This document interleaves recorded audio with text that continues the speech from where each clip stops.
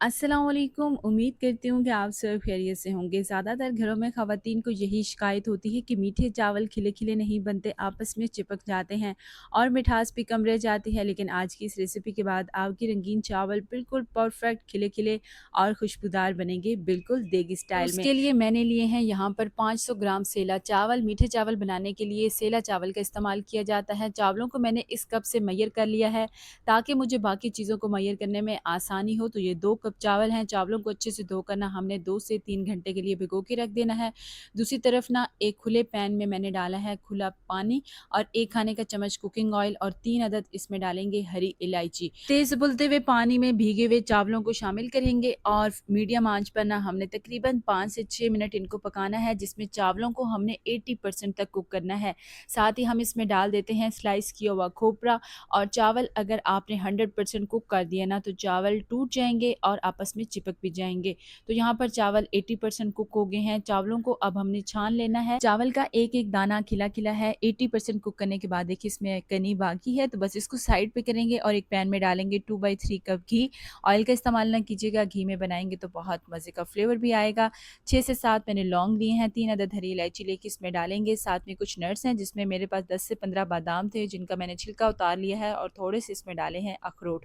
अब 1 से 2 मिनट घी के अंदर ना इन नट्स को फ्राई करेंगे जिससे ये क्रंची भी हो जाएँगे और मज़े की खुशबू भी आएगी। 500 ग्राम चावल थे तो उसी हिसाब से मैं डाल रही हूँ 500 ग्राम चीनी। अगर आप मीठा ज़्यादा पसंद नहीं करते तो फिर आपने 400 ग्राम चीनी का इस्तेमाल करना है। 1 कप इसमें डालेंगे दूध और यहाँ पर आधा पाव मेरे पास खोया है, ये भी इसमें शामिल करेंगे और आधा चम्मच ही मेरे पास है केवड़ा एसेंस। सारी चीज़ों को अच्छे से मिक्स करेंगे और इसको ना लो टू मीडियम फ्लेम पर तकरीबन 5 से 6 मिनट पकाएंगे, जिसमें चीनी दूध के साथ अच्छे से मिक्स हो जाएगी और चाशनी भी गाढ़ी हो जाएगी। चाशनी को कितनी देर पकाया जाए उसके लिए ये देखें, एक तार का शीरा बनना चाहिए। इसमें फिर आपके चावल अकड़ेंगे भी नहीं और बहुत मज़े के सॉफ्ट भी बनेंगे।